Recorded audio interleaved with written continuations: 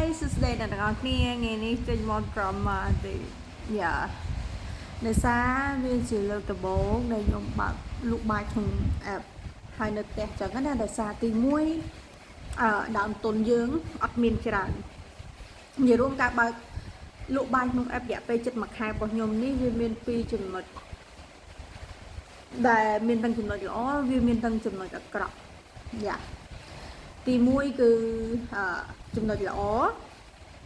អញនិយាយបានថាយើងមានដើមទុន200អីយើងអាចបើកបានងាយដោយសារអីវាជាផ្ទះវាថាផ្ទះឬក៏នៅក្នុងបន្ទប់អញ្ចឹងការចំណាយជាទូទៅគឺយើងចំណាយស្រាប់អីអញ្ចឹងយើងគ្រាន់តែថែមទៅយើងធ្វើម្ហូបហូបបាយខ្លួនឯងអញ្ចឹងអ្នកដែលគាត់ចង់បង្កើតអាជីវកម្មគឺក្នុង app 100% គឺវាងាយស្រួលអត់អស់លុយច្រើនតែផលវិបាកក៏មានច្រើនសម្រាប់ផលវិបាកដែលខ្ញុំជួបរយៈពេលជិត1ខែនេះ yes វាមិនជា experience អីច្រើននេះក៏ប៉ុន្តែចង់ចែកម្លែកចំណុចទី1គឺអត់សូវមានភ្ញៀវអត់សូវមានភ្ញៀវយើងអាចបានថាមកទឹកដំបូងរៀងស្ងាត់មែនតើអញ្ចឹងណាអញ្ចឹងយើងរួមដាក់ទាំង promotion ដាក់អីដែរហើយទី2គឺការកាត់ commission ដែលអញនិយាយបានថារៀងខ្ពស់យើងអាចនិយាយបានថាឧទាហរណ៍ថាបាយយើងនៅក្រៅមកប្រអប់5000ទៅ6000អញ្ចឹងក្នុង app យើងត្រូវដាក់8000ទៅ8000ថាបើសិនជាបាយយើងតម្លៃថាមកប្រអប់5ទៅ6000យើងត្រូវដាក់8000យ៉ាងតិចដោយសារ commission វារៀងថ្លៃអញ្ចឹងក្នុង app តម្លៃក៏វារៀងថ្លៃយ៉ាពីមុនខ្ញុំចូលចិត្តនេះអូយក្នុង app វាថ្លៃម៉េចមានលុយណាស៊ីដល់ពេលមកខ្លួនឯងមិនដឹងថាអូអញ្ចឹងគេកាត់ commission ថ្លៃអញ្ចឹងអ្នកដែលគាត់លុបក្នុងហ្នឹងគាត់ត្រូវតែ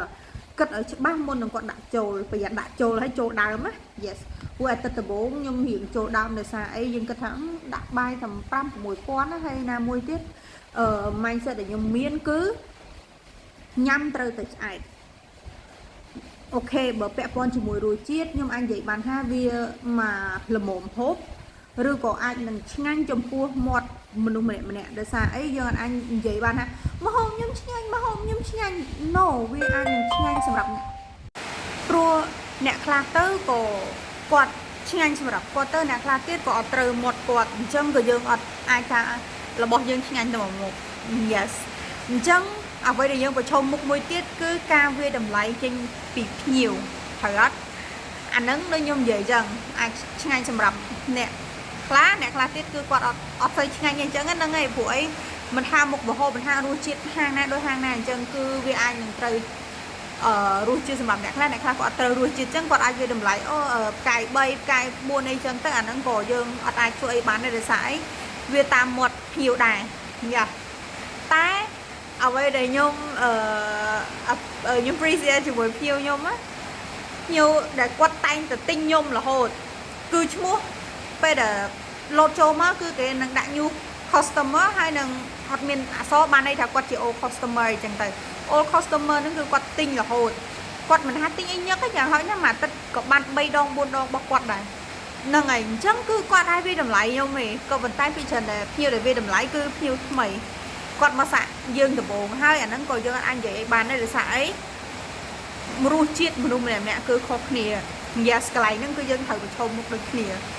ប្រឈមមុខទី2ពាក់ព័ន្ធជាមួយនឹងការដាក់ promotion ផ្សេងដោយapp ខ្លះទៅក៏គាត់ដាក់ធំ 5-10% អីចឹងទៅហើយរួមនឹងកាត់ commission ទៀតវារត់តែថ្លៃទៀតអាហ្នឹងគឺយើងត្រូវប្រឈមមុខហើយ app គឺប្រជែងគ្នាកាលណាដែលអត់មាន promotion គឺអត់សូវមានការទិញទេហ្នឹងហើយមួយទៀតគឺវាគេហៅថាពេលខ្លះទៅក៏ស្ងាត់ទៅពេលខ្លះទៅក៏បានអានេះសម្រាប់ខ្ញុំបានអស់ល្បើថា8ប្រអប់ក្នុងមួយថ្ងៃអីចឹងណាហ្នឹងហើយមួយទៀតគឺយើងត្រូវបញ្ចេញពេលវេលាកាលណាដែលយើងដាក់ឡើងខ្លាំងពេកខ្ញុំមួយថ្ងៃខ្ញុំដាក់រៀងឡើងពេកវាគេហៅថាវាធ្វើឲ្យអាការទិញរបស់ខ្ញុំនឹងធ្លាក់ចូលដូចគ្នាដោយសារអីអ្នកដែលគាត់កំងអាចនឹងគាត់អ្នកធ្វើការអីចឹងណាគាត់អត់សូវមានពេលវេលាច្រើនក៏ប៉ុន្តែអ្វីដែលជាបញ្ហារបស់ខ្ញុំគឺរាល់មុខម្ហូបដែលខ្ញុំធ្វើគឺខ្ញុំធ្វើភ្លាមយ៉ាដូចជាបាយសាច់ជ្រូកអីហ្នឹងខ្ញុំត្រូវចៀនសាច់ភ្លាមចៀនពងភ្លាមយើងអត់អាចចៀនទុកបានទេដោយសារអីយើងមិនមែនមានតូពេកពេលណាដែលយើងអត់តូអត់មានអាគេមកដាក់កាត់មកទិញយើងអញ្ចឹងត្រូវអត់អញ្ចឹងយើងអាចធ្វើទុកឲ្យកាលណាធ្វើទុកគេអត់ទិញគឺស្មើនឹងចោលអានេះខ្ញុំប្រាប់ទុកជាមុន តែបើសិនជាអ្នកដែលគាត់មានហាងស្រាប់អូខេទោះអត់មាន app ទិញមានអ្នកក្រៅទិញតែបើសិនជាធ្វើក្នុង app គឺបើថាអត់មានអ្នកទិញគឺអត់ហើយ yes គឺស្មើនឹងហូបខ្លួនឯងឬក៏ចោលដូចខ្ញុំថ្ងៃដំបូងដែលខ្ញុំបើកខ្ញុំជាប់ពី app អញ្ចឹងណាហ្នឹងហើយអូថ្ងៃហ្នឹងគឺខ្ញុំ ready ក្នុងការលក់ហ្មងមួយថ្ងៃវល់ល្ងាចខ្ញុំអត់បានសំបីនឹងប្រអប់ហើយតាំងពីថ្ងៃហ្នឹងវាធ្វើឲ្យជាមេរៀនខ្ញុំមួយអញ្ចឹងមុននឹងយើងធ្វើអីយើងត្រូវធ្វើភ្លាមហើយខ្ញុំក៏សង្ឃឹមថាអ្នកដែលគាត់ធ្លាប់ order app របស់ក្នុង app របស់ខ្ញុំឈ្មោះហាង My Food ហ្នឹងហ្នឹងហើយសង្ឃឹមថាគាត់យល់ពេលខ្លះទៅវាអាចនឹងយូរឲ្យខ្ញុំសុំទោសផងហើយបើសិនជារសជាតិអត់ឆ្ងាញ់ឬក៏អត់ត្រូវមាត់អីអាចដាក់ផ្កាយមិនក៏បានដែរខ្ញុំអត់ខឹងទេហើយកុំភ្លេច recommend គ្នាផងព្រោះអីកាលណាដែលដាក់តែផ្កាយអញ្ចឹងខ្ញុំអត់អាចទាយបានថាតើផ្កាយ3ហ្នឹងខ្ញុំយល់ថាអត់ឆ្ងាញ់តែអត់ឆ្ងាញ់ហ្នឹងដូចថាតើខ្ញុំខុសទាស់ត្រង់ណាប្រៃពេកផ្អែមពេកសាបពេកអីចឹងណាអញ្ចឹងអាចប្រាប់ខ្ញុំមកខ្ញុំនឹងកែសម្រួលដូចគ្នាព្រោះអីខ្ញុំក៏ជាអ្នកលក់ដៃថ្មីហើយក៏ខ្ញុំរីករាយក្នុងការកែសម្រួលព្រោះអីទាំងយើងទាំងគេខ្ញុំទៅទិញរបស់គេក៏ខ្ញុំត្រូវការរបស់ដែលឆ្ងាញ់ហើយបើខ្ញុំដាក់កាយដាក់អីក៏ខ្ញុំដាក់កាយ5អីចឹងទៅឬក៏ខ្ញុំអត់ដាក់ទៅក៏មានដែរតែបើខ្ញុំដាក់ខ្ញុំអាចនឹងទៅសេអីចឹងណាតែបើសិនជាខ្ញុំខឹងបើសិនជាខ្ញុំខឹងខ្ញុំយកទិញអីដែលខុសពីរូបភាពណា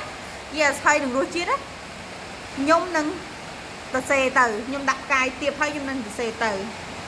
បើសិនជាខ្ញុំដាក់កាយ5គឺបានន័យថាគ្រប់យ៉ាងគឺ perfect សម្រាប់ខ្ញុំវាអូខេសម្រាប់ខ្ញុំអត់ត្រូវបាច់រាយរាប់ទៀតទេបានន័យថាវាល្អហើយតែបើកាយតិចអាហ្នឹងខ្ញុំទៅសេអញ្ចឹងអ្នកដែលអត់កាយខ្ញុំតិចជួយទៅសេមកប្រាប់ខ្ញុំផងព្រោះអីខ្ញុំក៏នៅក្នុងស្ថានភាពមួយដែលខ្ញុំត្រូវកែតម្រូវតាំងពីរសជាតិតាំងពីមុខម្ហូបអីចឹងឯងជាដើមណាហ្នឹងហើយអ្នកដែលចង់ធ្វើអាចធ្វើបានយើងលក់កាហ្វេលក់អីទៅតែគ្រាន់ថាដូចនិយាយចឹងយើងត្រៀមក្នុងការមានទូទឹកកកដែលយើងរៀបចំសម្ភារៈនឹងឲ្យបានត្រឹមត្រូវព្រោះអីអីវ៉ាន់ខ្លះយើងអត់អាចប្រើមួយថ្ងៃអស់ទេហ្នឹងហើយអញ្ចឹងយើងត្រូវតែរៀបចំវាឲ្យត្រឹមត្រូវដើម្បីឲ្យគេហៅថាទោះរបស់ហ្នឹងវាមិនមែនកាប់ងាប់ភ្លាមហើយយកមកធ្វើភ្លាមក៏ដោយក៏ប៉ុន្តែយើងព្យាយាមធ្វើឲ្យគ្រប់យ៉ាងវា like fresh សម្រាប់អ្នកញ៉ាំអីចឹងណាព្រោះអីអារម្មណ៍យើងអារម្មណ៍គេពេលទិញអីក៏យើងចង់បានអ្វីដែលដូចក្នុងរូបភាពឬក៏ទោះវាមិន 100% ក៏ 70% អីចឹងណាអូខេ bye bye love you